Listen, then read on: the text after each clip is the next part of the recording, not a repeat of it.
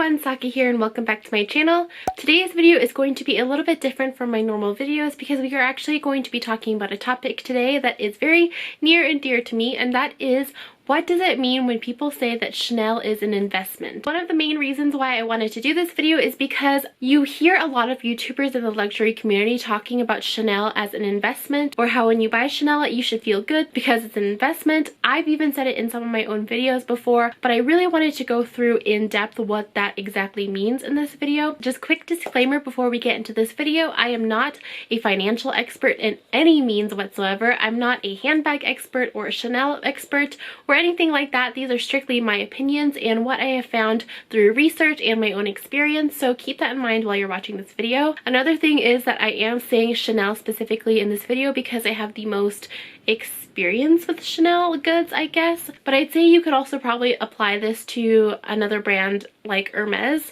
but I've never bought anything with Hermes and I haven't really done extensive research on that brand, so I'm mainly going to be talking about Chanel. Another thing that I wanted to quickly throw out there as well, just to get it out of the way, is when we are talking about investment here, obviously we don't mean like Chanel is equal to like stocks and bonds or housing or any like solid investments like that. So I don't recommend like spending all of your money on handbags or anything like that and thinking that they are like investments for your future. In this video I will be explaining how handbags and things are like in an investment category of their own, and you'll see why as we go through the topics. The topics that I'm going to be covering are Chanel as an investment to make profit, resale value, cost per wear and longevity, and then which bags I actually think are worth investing in, because Chanel does release very many pieces, but I do think only a couple of these pieces are actually investments. Alright, so let's talk about the first topic, which is Chanel as an investment to make profit. So I feel like this first category is something that people normally think of when they think of investments. So there are definitely cases where you can buy a Chanel and immediately flip it for profit. The reason why I want to talk about this first is because we've been seeing it so much in this year's spring collection. Everybody's been going crazy about the new spring iridescent colors, and we've seen many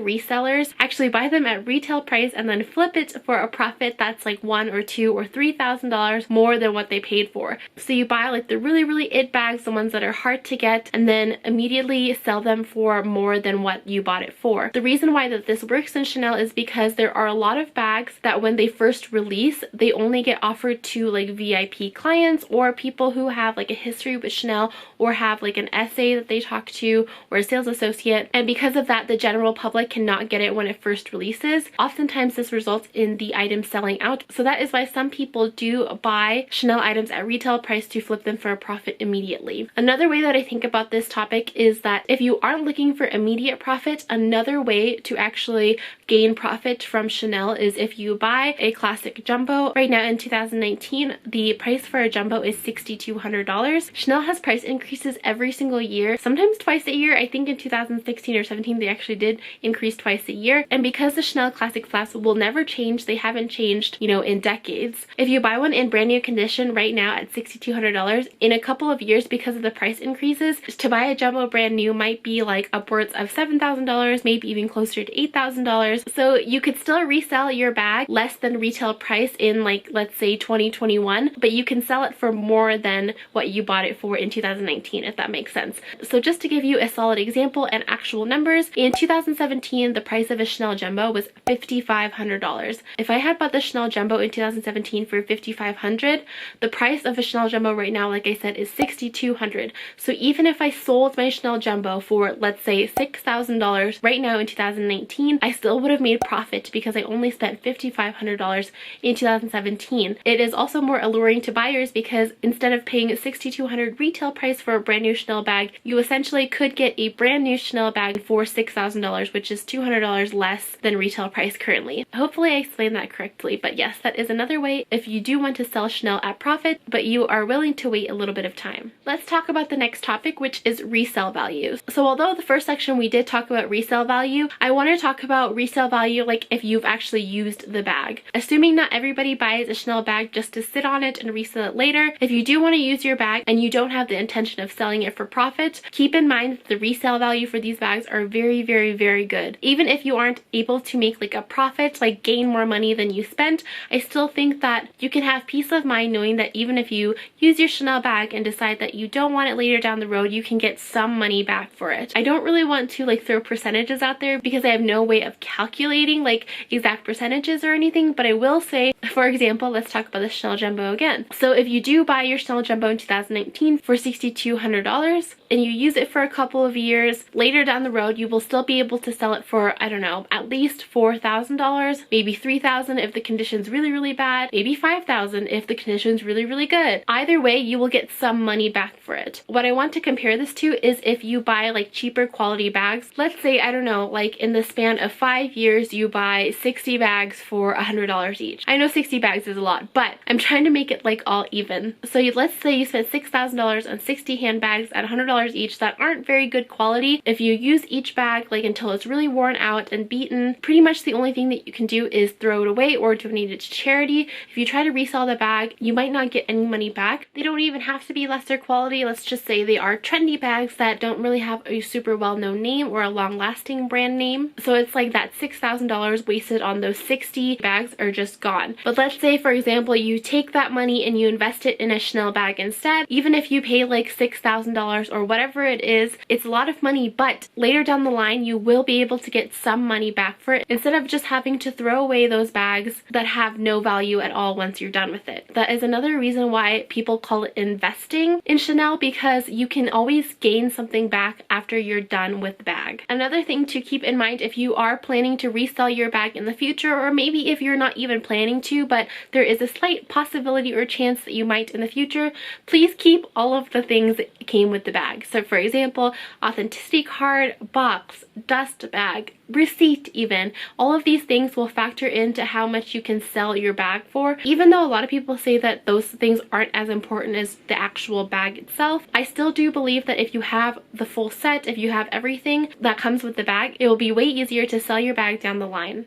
Moving on to the next topic, let's talk about cost per wear and longevity. So we've talked about investment in terms of money and in terms of reselling, but let's talk about investments in terms of how much you're going to use the bag and then how long it will last. Chanel bags are made to last. There's a perfect medium in between like not caring for your bag at all and totally babying it. So I feel like if you just are in the middle and you don't like try to beat it up, they last so long. I have bought Chanel bags on trips before where they've been on planes, where they've been through all different kinds of weather. I basically carry a Chanel bag to work every day and they're all in very good condition. So if you account for how much you're going to actually use the bag and then calculate cost per wear, I think that the cost per wear is very low if you do use your bags. Depending on the size and the style and what suits your lifestyle, I do think that if you find the perfect size for you and the perfect leather, you can wear your bag very often and it will last you like a lifetime. So as proof of this, I actually have a bag to show you. If you watch my channel regularly, you've probably already seen this bag, but this bag is actually a 2 series from 1991 or 1992. So that means this bag is about 27 years old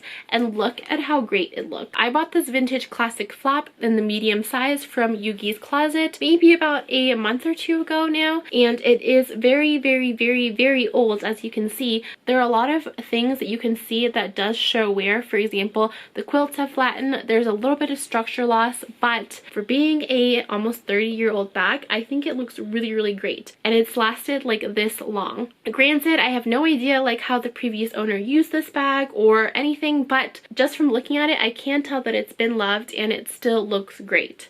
I know we already talked about resale value, but just one more thing to mention about this is that I actually bought this bag off Yuki's Closet for about $2,000, and I really don't think that this bag was even being sold for $2,000 in 1992. I can't be sure, but I guess it's about a little bit less than that, or maybe, sure, even around that price point. So if I was the person who had bought this bag in 1982 and kept it in this great condition until now, I could have sold my bag for like the exact amount of money that I bought it for, which is so crazy. So I feel like this is definitely proof that Chanel is in fact an investment. Alright, now that we've gotten all the numbers and everything out of the way and we've talked about what I think of and what I mean when I say investment, I wanted to talk about the actual bags that I do think are actually investments. The first one will come as no surprise, but I do think any of the Chanel classic flaps are an investment. So there are 4 sizes in the classic line. There is the small, medium, large, and maxi. I do feel like the 2 sizes in between, so the medium and the jumbo, are going to be the ones that are the best investments, but I still don't think that you can go wrong with any of these 4 sizes. So I think if you want something that's 100%, 150%